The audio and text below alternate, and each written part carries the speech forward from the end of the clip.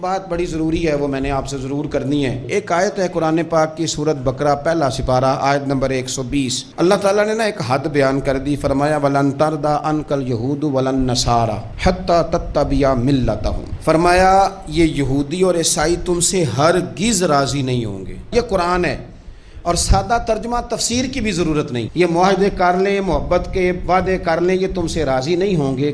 کب راضی ہوں گے؟ حتی تتبع ملتہم، یہاں تک کہ تم ان کے دین کی پیروی کرنے لگ جاؤ۔ میرا جب پہلی دفعہ پاسپورٹ بنا تو میں نے سارا پڑھا، کتابیں پڑھنے کا شوق تھا شروع سے۔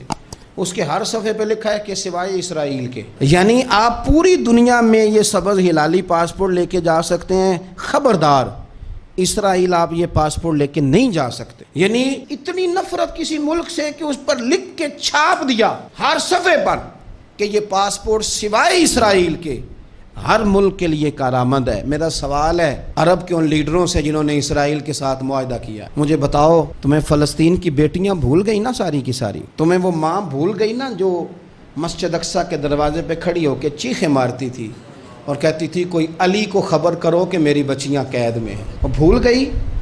تمہیں وہ بہن بھول گئی نا جس پر شراب کی بوتل انڈیڑتے تھے اسرائیل کے فوجی؟ وہ آپ کو ابھی بھی ویڈیو مل جائے گی، وہ انڈیلتے تھے شراب کی بوتل، اسے پکڑتے تھے، دست درازی کرتے تھے، اور وہ بیٹی کہتی تھی یا رحمت للعالم۔ بھول گیا تمہیں وہ سارا کچھ؟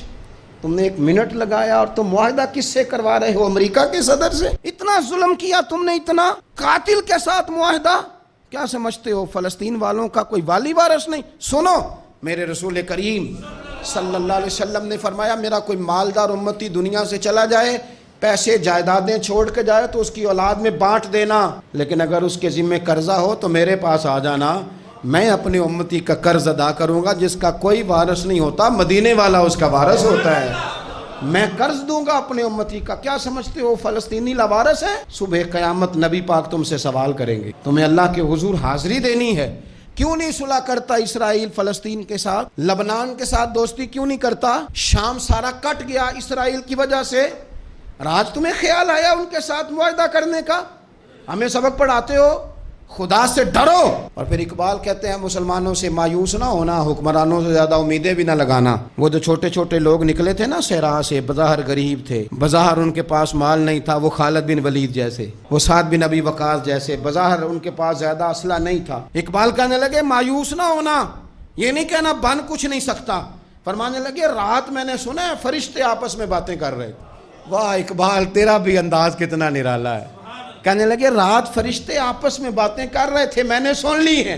بھلا وہ کیا کہہ رہے تھے؟ یہ سارے لوگ نا خالد بن ولید، سعد بن ابی وقاص، یہ صحرا کے رہنے والے تھے، اور اس وقت کی سب سے سپر پاور روما کہلاتی تھی، الٹ پلٹ کے رکھ دی ساری رومی سلطنت۔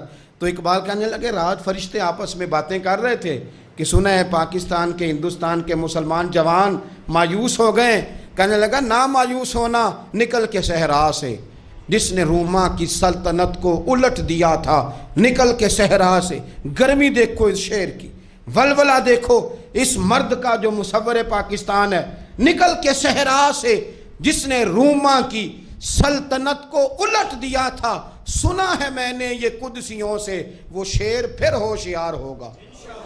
وہ کل باتیں کر رہے تھے کہ بہت سارے ان میں سے پھر جاگ گئے اور بڑی جلدی وہ بلاک بنائیں گے۔ سنا ہے میں نے یہ قدسیوں سے کہ وہ شعر پھر ہوشیار ہوگا، وہ آئے گا میدان میں، نکلے گا، اور انشاءاللہ یہی چراغ جلے گا تو روشنی ہوگی۔